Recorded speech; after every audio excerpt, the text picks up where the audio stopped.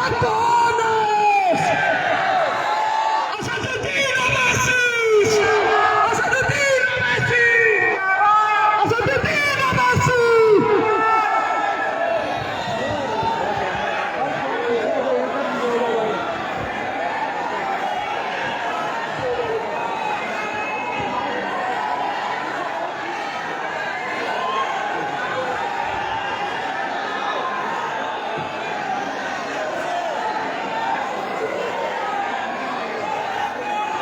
बिस्मिल्लाहिर्रहमानिर्रहीम। अस्सलामु अलैकुम व रहमतुल्लाहि व बरकातहू। जनाब कलीम हफीज साहब, सदर दिल्ली मजलिस इत्तेहादुल मुस्लिमीन, मोहतरम जनाब इम्तियाज जलील साहब, रुकने पार्लिमान वो सदर मजलिस इत्तेहादुल मुस्लिमीन महाराष्ट्र, जनाब आरिफ सैफी साहब, उम्मीदवार मजलिस इत्तेहादुल मुस्लिमीन, मेरी इज़्ज़तदार माँ और बहनों, बुजुर्गों, मेरे गयूर नौजवान साथियों और मेरे तमाम मजलिस के रुफ़क़ा, मैं आपका शुक्रिया अदा करता हूँ कि आप इतनी बड़ी तादाद में यहाँ पर भी और यहाँ पर भी आप आज इस जलसे में शिरकत किए हैं और इतनी बड़ी तादाद में आप तमाम का यहाँ जमा होना इस बात का पैगाम देता है कि इंशाअल्लाह ताला आप तमाम ने ये फैसला कर लिया है कि इस म्युनिसिपल वार्ड से इंशाअल्लाह यहाँ से आप मजलिस इत्तेहादुल मुस्लिमीन के उम्मीदवार को अपना नया कॉरपोरेटर बनाएंगे इंशाअल्लाह। मेरे अजीज दोस्तों और बुजुर्गों, यहाँ पर 5 साल पहले आपने मौजूदा दिल्ली के मुख्यमंत्री, उनके पार्टी के एक उम्मीदवार को आपने वोट डालकर कामयाब किया था और आज आप देखते हैं कि इस ओखला के बल्दी हलके में यहाँ पर बेशुमार मसाइल हैं। आप मुझसे बेहतर जानते हैं कि दिल्ली का मुख्यमंत्री सारी दुनिया में कि जो हुकूमत जिसका मुख्यमंत्री है और उस पार्टी का म्युनिसिपल कॉरपोरेटर है, उसने ओखला की आवाम को साफ पीने का पानी का इंतजाम नहीं किया, क्या वो आपके वोट का डाल दिया जाता है? इसको भी हटाने का इंतजाम नहीं किया। बल्कि आप ये भी जानते मेरे अजीज दोस्तों और बुजुर्गों कि अबुल फजल एरिया में वहां पर भी एक डंपिंग यार्ड बना दिया गया और रोड पर कचरा डाल दिया जाता है, जिसकी बदबू से तमाम आवाम परेशान रहती है। एक और गार्बेज डंप यार्ड बना दिया गया अल शिफा हॉस्पिटल अबुल फजल एरिया में, यहाँ पर भी खुली मोहरियां हैं। अब आप अंदाजा लगाइए कि क्या क्या तकालीफ का सामना आपको नहीं करना पड़ता। 2007 में ओखला में एक गवर्नमेंट हॉस्पिटल बनाने का ऐलान हुआ और 2007 के बाद ऐसे 4 अस्पताल गैर मुस्लिम इलाकों में बन गए, मगर ओखला में सरकारी अस्पताल अब तक नहीं बना। और सरकार केजरीवाल की है और कॉरपोरेटर उन्हीं की पार्टी का है। शाहीन बाग में खुली ड्रेन है, रोड नहीं है बल्कि रोड पर खड्डे ज्यादा हैं। आप बताइए कि फिर 4 दिसंबर के दिन आप कैसे यहां पर उनको वोट दे सकते हैं। ओखला में अगर कोई अपने घर की तामीर करता है तो उसको रुश्वत देना पड़ता है, रुश्वत वर्दी वाले को भी देना पड़ता और एमसीडी के लोगों को भी और कॉरपोरेटर के लोगों को भी। तो कोई घर की तामीर नहीं कर सकता बगैर रिश्वत दिए। और आप इस बात को जानते हैं कि एक बाज़ाब्ता एक रिसर्च हुई, स्टडी हुआ। उस स्टडी का नाम यह था कि early educational marginalisation for Muslim children in India, N analysis of nursery school admission in private schools of Delhi. Muslim children who applied to private unaided schools in Delhi at nursery level, only less than 3% of children got admission. माने ये study हुई है जिसमें साबित कर दिया गया कि जो लोग ओखला से अपनी बच्चियों को और बेटियों को और बेटों को नर्सरी लेवल पर स्कूल में एडमिशन दिलाना चाहते हैं प्राइवेट स्कूल में, तो सिर्फ 3% मुसलमानों को एडमिशन मिलता है। मेरे अजीज दोस्तों और बुजुर्गों, मेरी आप सदबन गुजारिश है कि मजलिस को बाजू रखिए, मगर आपको एक ऐसे आदमी को, ऐसे उम्मीदवार को कामयाब करना है जो ये ठोकरा 8 से मदरसा अहले हदीस मस्जिद के सामने से जो कचरे का गार्बेज का डंप है उसको हटा सके, अल शिफा हॉस्पिटल के सामने जो गार्बेज का डंप है उसको हटा सके, खुली मोहरियों का काम करवा सके, साफ पीने का पानी आपको मुहैया करा सके, अस्पताल को तामीर करवा सके। सिर्फ मोहल्ला क्लिनिक से काम नहीं होता है, अस्पताल की एक अहमियत है, इसकी एक स्पेशलिटी होती है। ये मुद्दे आपके हैं, ये अवाम के हैं, इस पर आप अगर एक मुस्बित फैसला आप लेंगे तो मुझे यकीन है कि इंशाअल्लाह ताला आप 4 तारीख के दिन पतंग के निशान पर मजलिस इत्तेहादुल मुस्लिमीन के हक में अपना वोट का इस्तेमाल करेंगे। दूसरी बात कि यहां पर आपने असेंबली में और इस वार्ड में आपने छोटे रिचार्ज की पार्टी को कामयाब किया, और आप जानते हैं कि दिल्ली के मुख्यमंत्री कितना झूठ बोलते हैं सेकुलरिज्म के बारे में। मेरे ख्याल से अगर लंबा फेंकने का अगर कंपटीशन होगा कि कौन सबसे ज्यादा फेंकता है, मोदी फेंकता है या केजरीवाल फेंकता है, तो मुझे लगता है कि दोनों बराबरी पे आ जाएंगे झूठ बोलने और फेंकने में। यही दिल्ली का मुख्यमंत्री था जब यहां पर फसाद हुआ, तो फसाद जब हो रहा था, एक स्टेटमेंट दिखा दो दिल्ली के चीफ मिनिस्टर का जो फसाद को कंट्रोल करने के लिए, कम्युनल राइट को रोकने के लिए था। ये वाहिद चीफ मिनिस्टर है जब हिंदू और मुसलमानों में नफरत की आग लग गई तो ये बजाय उस आग को बुझाने के ये बुज़दिलों की तरह अपनी पीठ दिखाकर जाकर महात्मा गांधी के समाधि के पास बैठ गया अपने मंत्रियों को लेकर। अरे अगर गांधी का तू भक्त था तो तू आता इस इलाके में तो सब समाज के पास जाकर तुम कहते कि भाइयों शांति को बरकरार रखो, ये नफरत ठीक नहीं है। मगर ये मुख्यमंत्री बुज़दिल था, भाग गया। यही मुख्यमंत्री था जब शाहीन बाग का आपने तारीखी एहतजाज किया जिसमें आपके एहतजाज से सारे मुल्क के लोगों को एक नई क़ुव्वत मिली, एक नई तवानाई मिली। यही मुख्यमंत्री का बयान आपने सुना होगा कि केजरीवाल चीफ मिनिस्टर ने कहा था अगर मेरे इख्तियार में होता तो मैं शाहीन बाग को आधे घंटे में खत्म कर देता। केजरीवाल अगर तुझ में हिम्मत नाम की चीज नहीं है तो बुज़दिल है, अगर हिम्मत है तो आजा चुनाव से पहले ओखला में बता तूने ओखला के लिए क्या किया। शाहीन बाग को आता तो हमारी वो बुजुर्ग माए तुझे हाथों हाथ दे लेती, तो इसलिए नहीं आया यहां पर। आओ मुख्यमंत्री केजरीवाल, आओ ओखला को आओ, आकर रिपोर्ट दो तुम्हारी कि तुमने ओखला में क्या किया।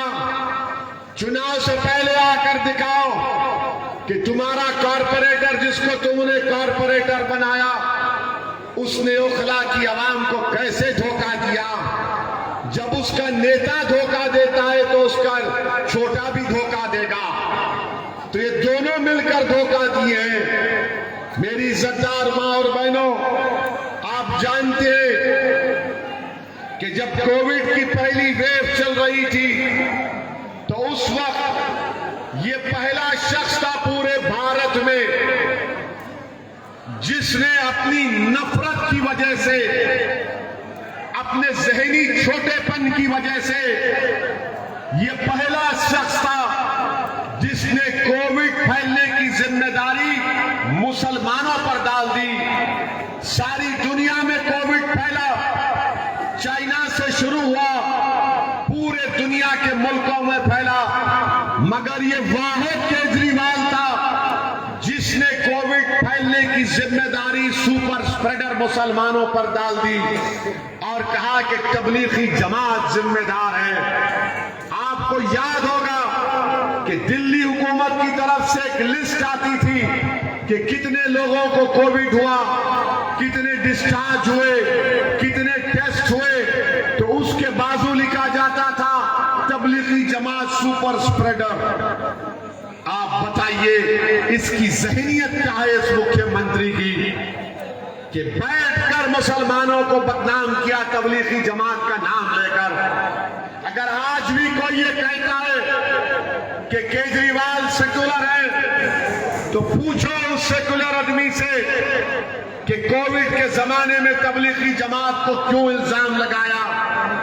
कोर्ट में मुकदमा गया और कोर्ट ने केजरीवाल के पूरे इल्जामात को झूठा साबित किया। मेरे अजीज दोस्तों और बुजुर्गों, भाई साहब रुक जाइए, शटर का रुक जाइए, थोड़ी देर रुक जाइए। शायद हॉस्पिटल है। अरे असद भाई, असद भाई, हॉस्पिटल है शायद, हॉस्पिटल है शायद, हॉस्पिटल। अच्छा हॉस्पिटल है, उठाइए शटर, फिर हम रुकते हैं। हम केजरीवाल की तरह नहीं है।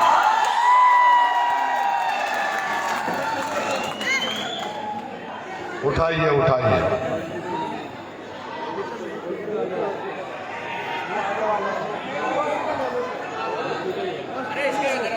बोले बोलो बोलो।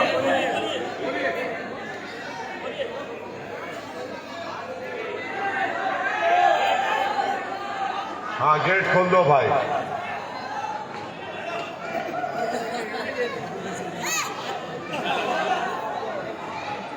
Okay, you are happy?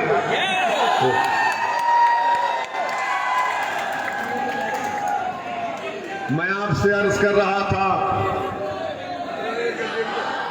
कि दिल्ली के मुख्यमंत्री का असली चेहरा सामने आ गया। एक और मर्तबा आ गया जब दिल्ली के मुख्यमंत्री ने कहा कि मैं अपने बड़े भाई मोदी से अपील करता हूं कि हमारी 500 और 2000 की नोट पर हमारे देवी देवताओं की फोटो को लगा दिया जाए। अब आप बताइए, छोटे भाई बड़े भाई को बोल रहे हैं और बड़े भाई देख रहे हैं कि पूरे मेरे नक्शे कदम पर चल रहा है। यानी भारत का कोई मजहब नहीं है, ये हमारा जो वतन है इसका कोई मजहब नहीं है। अगर कोई खुदा को नहीं भी मानता तो भी भारत उसका है। ये भारत की खूबसूरती और ताकत है। मगर दिल्ली के मुख्यमंत्री को यह बताना है कि मैं बड़े भाई से ज्यादा हिंदुत्व आइडियोलॉजी का मानने वाला हूं।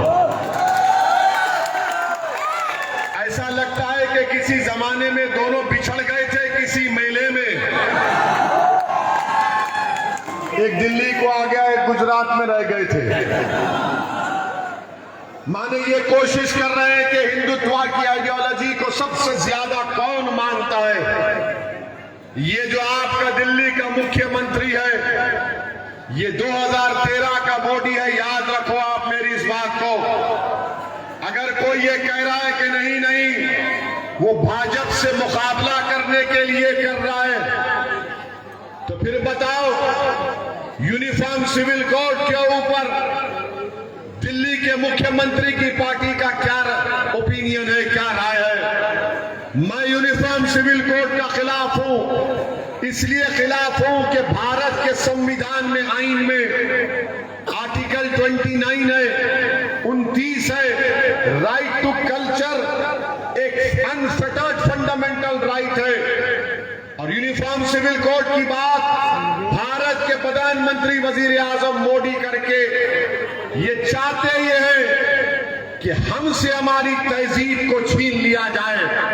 हमारी तहजीब हमारे मदरसे है, हमारी तहजीब मसाजिद है, हमारी तहजीब हमारा हिजाब बुर्का और हमारी दाढ़ी है, हमारी तहजीब हमारी किताब है, हमारी तहजीब हर चीज है। जो बीजेपी हमारी तहजीब को खींचना चाहती है यूनिफॉर्म सिविल कोड के नाम पर, तो ये केजरीवाल यूनिफॉर्म सिविल कोड के बारे में एक लफ्ज भी नहीं बोलता है, एक लफ्ज भी नहीं बोलता है। और जो लोग ये कहते नहीं इसमें हिकमत है, अच्छा हिकमत है तो ये बताओ बिल्किस बानो के ऊपर केजरीवाल क्यों नहीं बोलता? बिल्किस बानो के ऊपर केजरीवाल क्यों नहीं बोलता? बिल्किस बानो तो सिर्फ मुसलमानों का मसला नहीं है। और अगर कोई नहीं जानता बिल्किस बानो कौन है, तो बिल्किस बानो को 2002 में 6 महीने की प्रेग्नेंट थी, 3 साल की बेटी थी, साथ में अपने खानदान के 7 या 8 लोग थे।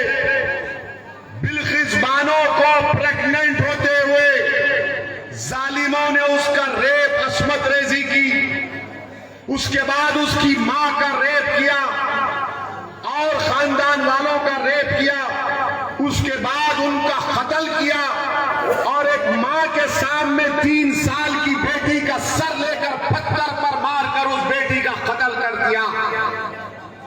वो बिल्किस बानो है जिसका मुकदमा मुंबई में चला, और वो बिल्किस बानो पर जुल्म करने वालों को नरेंद्र मोदी की सरकार 15 अगस्त को जब हम आजादी का अमृत उत्सव मना रहे थे, हमारे मुजाहिदीन आजादी को खराज अकीदत पेश कर रहे थे, तो बीजेपी के नरेंद्र मोदी और अमित शाह ने गांधी को खराज अकीदत पेश नहीं किया, मौलाना आजाद को खराज अकीदत पेश नहीं किया, अल्लामा फजल खैराबादी को खराज अकीदत पेश नहीं किया, महमूदुल हसन को खराज अकीदत पेश नहीं किया। मोदी और अमित शाह ने बिल्किस बानो के रेपिस्ट को, उसके बेटी के कातिलों के खराज अकीदत पेश किया और उनको जेल से रिहा करवाया। मैं आज भी पूछ रहा हूं, बताओ केजरीवाल, बिल्किस बानो के बारे में तुम्हारी क्या राय है? बोलो बिल्किस बानो के बारे में तुम्हारी राय क्या है? दिल्ली के डिप्टी चीफ मिनिस्टर से पूछा गया, तो उन्हें पूछा गया बिल्किस बानो के ऊपर, तो कहा हम स्कूल बनाते हैं। पूछा गया बिल्किस बानो का रेप हुआ, तो उसने कहा हम टीचर देते हैं। अगर बिल्किस बानो की बेटी जिंदा होती तो शायद वो जामिया मिलिया यूनिवर्सिटी में अभी पढ़ती रहती हो। इंसाफ जब तक मजलूमों से नहीं होगा, दुनिया में अमन कायम नहीं हो सकता। इंसाफ सबसे होना चाहिए, किसी मजहब का हो, किसी जात का हो। ये आपका दिल्ली के मुख्यमंत्री का चेहरा है कि नोट पर ये फोटो लगा दो, गांधी की भी फोटो रखो और ये फोटो भी रखो। अरे तू गांधी के पैगाम को नहीं समझा। यूनिफॉर्म सिविल कोड पर 0, बिल्किस बानो पर खामोशी, मगर बार बार ये बोलते हैं कि नहीं नहीं, इनके जो चमचे हैं जो ओखला में फिरते हैं, ये जो केजरीवाल छोटा रिचार्ज के चमचे, वो बोलते हैं कि नहीं नहीं ऐसा नहीं है, भाजपा को हराना है। मेरे भाई, अंधेरे से मुकाबला नहीं होता, अंधेरे का मुकाबला रोशनी से होता है, जहालत का मुकाबला इल्म से होता है। अगर कोई चापलूसी करता है और ये कहता है कि नहीं नहीं मैं केजरीवाल का भक्त हूं, तो तुम केजरीवाल के भी भक्त हो और मोदी के भी भक्त हो तुम लोग, क्योंकि दोनों में कोई फर्क नहीं है, दोनों में कोई फर्क नहीं है।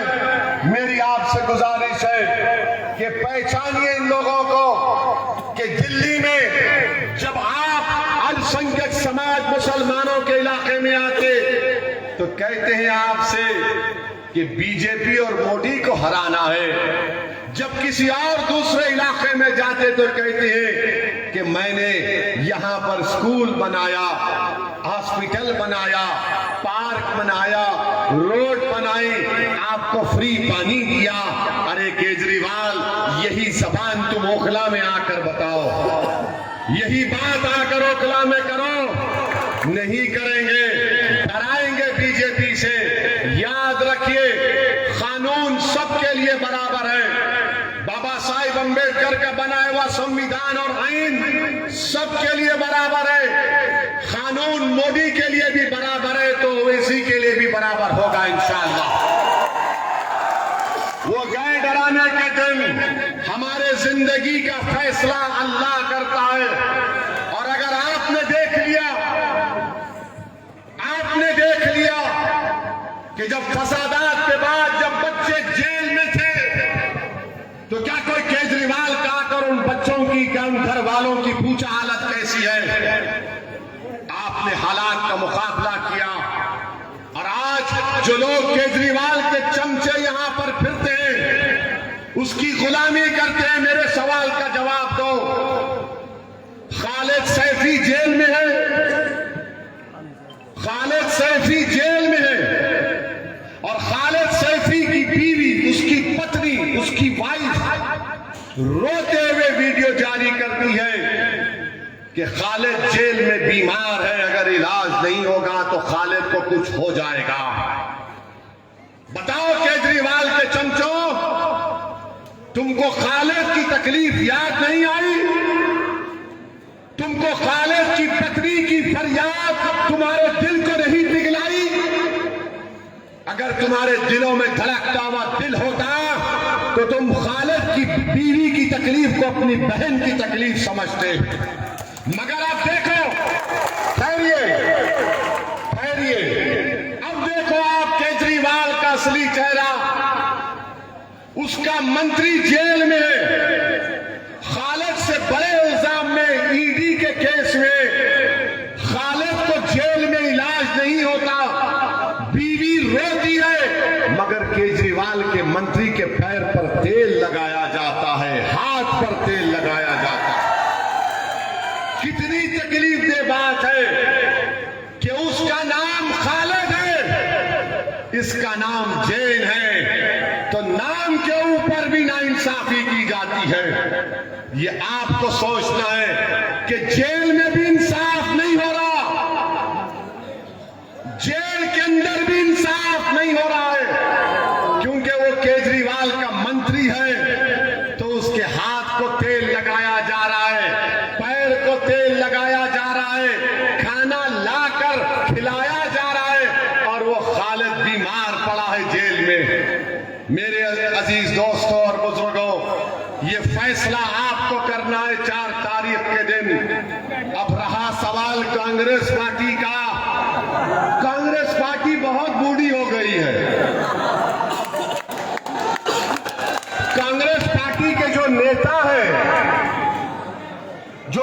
है 15 साल आपने कांग्रेस को सत्ता दी थी दिल्ली में, 15 साल।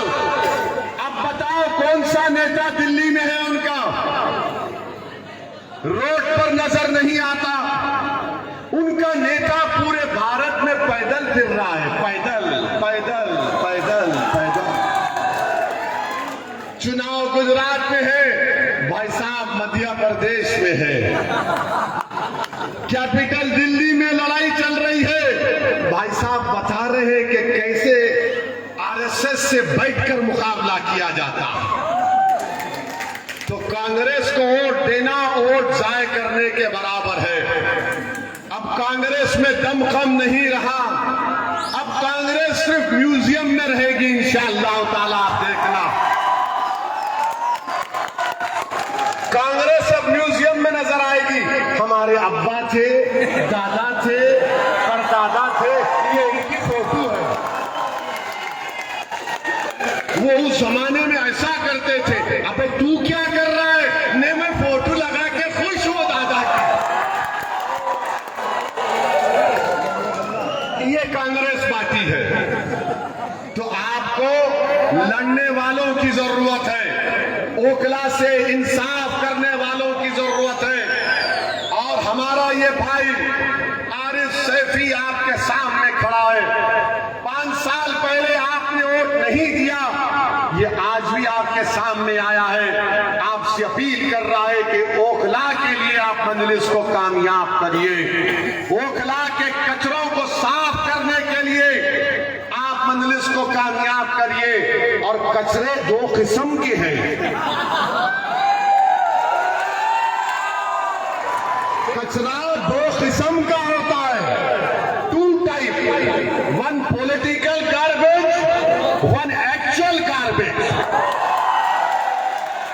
यानी एक जो अहले हदीस मस्जिद के सामने जो कचरा है उसको निकालना, एक जो पॉलिटिकल गार्बेज है, सियासी कचरा है, छोटे रिचार्ज का, उसको भी साफ करना है।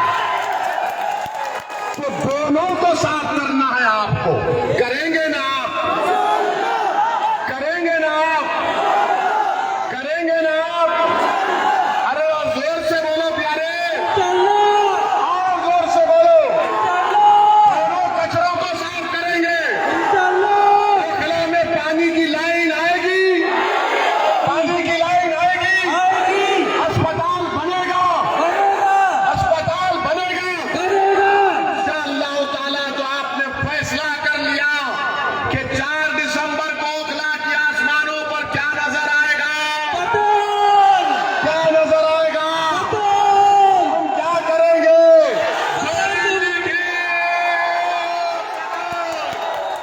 तो 4 दिसंबर के दिन मजलिस को कामयाब करिए। आपका बेहद शुक्रिया। अस्सलाम वालेकुम व रहमतुल्लाहि व बरकातुहू।